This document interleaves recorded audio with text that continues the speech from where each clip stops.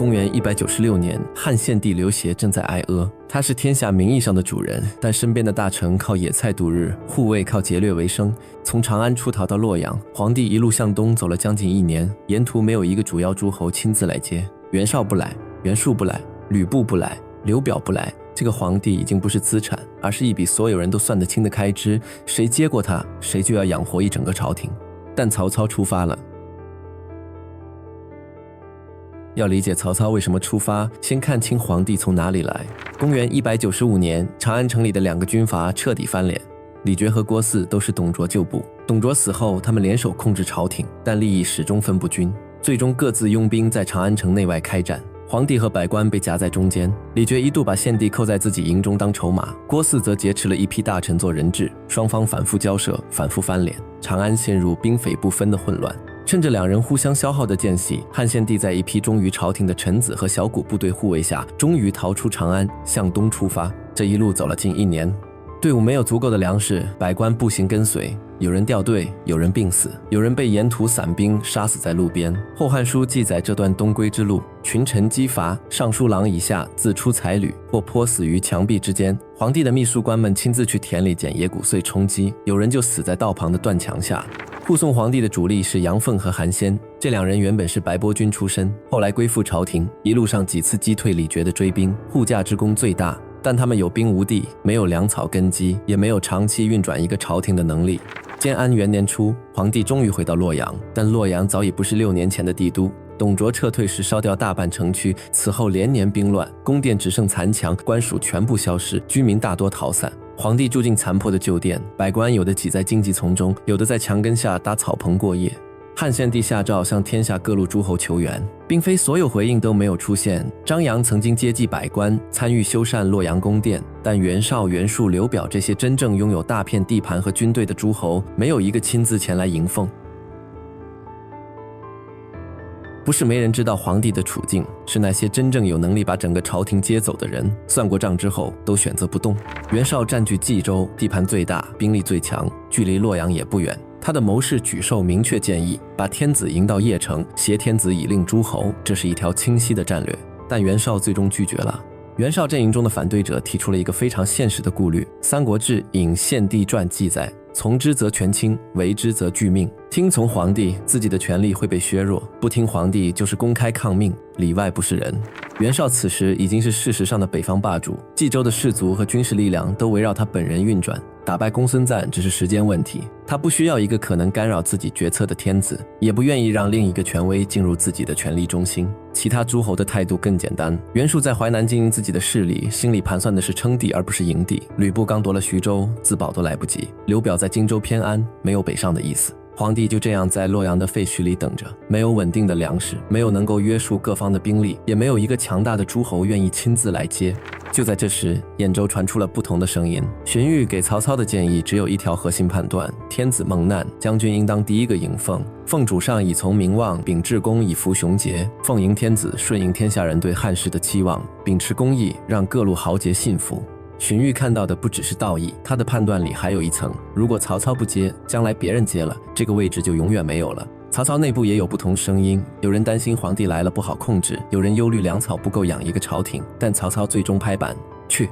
这个决定在当时并不像后来看上去那么从容。曹操刚从兖州之乱中缓过来，地盘有限，四面都有对手，带兵西行本身就有风险，但他还是去了。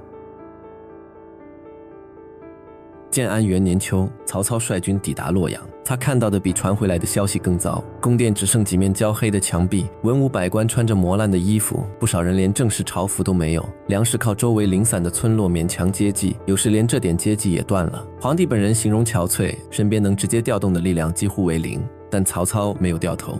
曹操带来的第一项实际资源是粮食。董昭此前在写给杨凤的信中便直言：金吾有粮，将军有兵。对一个已经挨饿许久的朝廷来说，这比任何口号都更有分量。随后，曹操以臣子身份正式参拜汉献帝，礼节完整，态度恭敬。这让皇帝身边的旧臣看到一件事：这个人至少在表面上仍然承认天子的权威。接下来，他提出迁都。洛阳已经无法支撑一个朝廷，没有城防，没有粮仓，没有行政设施，周围又是杨凤、韩先的势力范围，随时可能生变。曹操建议皇帝迁往许县，那里属于豫州颍川郡，靠近曹操控制的核心区域，粮食和交通条件也比洛阳更容易维持。这个提案立刻激起反弹，杨奉、韩先一路护驾东归，功劳最大。现在曹操来了几天就要把皇帝带走，等于把他们的政治资本一把清零。曹操没有硬来，谋士董昭出面与杨奉沟通，许以利益和官职，暂时稳住了对方。曹操利用这个窗口迅速行动，安排皇帝和百官动身，从洛阳向东南方向出发。等杨奉反应过来，大队已经上路。杨奉大怒，想要拦截，但曹操的部队已经完成了沿途部署，挡住了追击方向。皇帝离开了洛阳，这座废墟被再一次丢给荒草和野狗。建安元年9月，汉献帝抵达许县，一座小县城忽然成了大汉帝国的首都。曹操立即动手搭建行政体系，划定公事，分配官属，安排百官住所，恢复最基本的朝会和公文流转。更重要的变化随即发生。献帝迁到许县以后，曹操先被任命为大将军，开始总领朝政。朝廷随后任命袁绍为太尉。袁绍是天下最强的诸侯，却发现自己的名位排在大将军曹操之后，他以此为耻，不肯接受任命。曹操最终辞去大将军，把这个职位让给袁绍，自己转任司空、行车骑将军。但袁绍此前的愤怒已经说明了问题。如果皇帝真的毫无异议，袁绍根本不需要在意职位排在谁的前面。他之所以愤怒，恰恰是因为天子的名分仍然有效，至少对天下其他人仍然有效。与此同时，一个更安静的变化正在发生。皇帝定都许县之后，主动前来投奔的士人和地方官员明显增多，许县变成了一个人才入口。这些人未必都是冲着曹操来的，但为朝廷效力，在道义上毫无争议。投奔袁绍是去给诸侯做幕僚，投奔许县是去为天子做官，名分不同，心理门槛也不同。皇帝到了许县，朝廷重新运转，曹操的名字从此和汉室绑在一起。但这根绳子是双向的，他给了曹操覆盖天下的发令权，同时也给了他一道终身无法解开的枷锁。前面讲到沮授劝袁绍迎天子，袁绍不听，荀彧劝曹操迎天子，曹操出发。表面上看这是一个谁更有眼光的问题，但真正决定结果的不只是眼光，而是同一位皇帝对不同诸侯究竟意味着什么。皇帝不会自动变成力量，袁绍不是没有能力供养朝廷，他拥有冀州，地盘和人口都远在曹操之上，身边也不缺能够处理行政事务的人才。问题在于他从这件事中得到的收益没有曹操那么大。袁绍已经是河北的权力核心，他的军队、官员和地方势力都围绕袁氏运转。皇帝来到邺城以后，能够给他增加的合法性有限，却可能在名义上限制他的决策自由。对于袁绍来说，迎奉天子是一笔收益有限、约束却非常明显的交易。曹操的处境完全不同。建安元年的曹操只有刚刚重新稳定下来的兖州，实力和声望都远不如袁绍。他有军队，也拥有一定的粮食和地盘，但缺少一套能够覆盖天下的政治名分。天子带来的每一分合法性对曹操都有价值，当然把皇帝接过来仍然需要解决现实成本。第一笔成本是眼前的粮食，一个流亡朝廷，百官加上随从、家眷和基本护卫，人数众多，这些人每天需要吃饭，需要住所，也需要恢复最基本的俸禄和行政秩序。曹操迎接献帝时，已经能够提供眼前所需的粮食和军事保护。董昭写给杨奉的信中说得很直接：今吾有粮，将军有兵。但这只能解决眼前的饥饿，不能长期供养一整个朝廷。献帝迁到许县以后，曹操很快开始正式推行屯田，由早知、韩浩等人具体操作，让战乱中失去土地的流民和军队在官府控制的土地上耕种，收成按比例上缴。屯田不是曹操决定迎驾之前已经成熟的条件，而是他把朝廷接到许县之后，为了同时养活军队、官府和流亡人口，迅速建立起来的长期解决方案。曹操先用现有粮食接住了皇帝，再用屯田把一次临时接济变成了一套能够持续供养朝廷的制度。第二笔成本是政治人才，朝廷运转不是把皇帝往座位上一放就行，需要有人起草诏书，有人管理礼制，有人处理奏章，有人安排官职和朝会。曹操身边已经有荀彧这样的核心政治谋划者，又有董昭这样熟悉朝廷和地方势力关系的人，能够替他与杨奉及朝廷旧臣周旋。而皇帝到许县以后，曹操还可以利用朝廷的名义继续征召熟悉制度和行政的人才。荀攸等人也是在献帝迁许之后陆续进入曹操集团。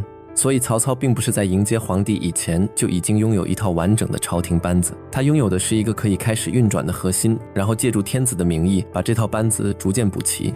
第三笔成本最隐蔽，主权让渡。皇帝在你的地盘上，你的每一道命令在理论上都应该经过天子批准，你愿不愿意让出这部分决策自由？袁绍不愿意，他已经是河北的绝对核心，不需要另一个权威来源。迎来天子，反而可能给自己的每一项决定增加一道名义上的约束。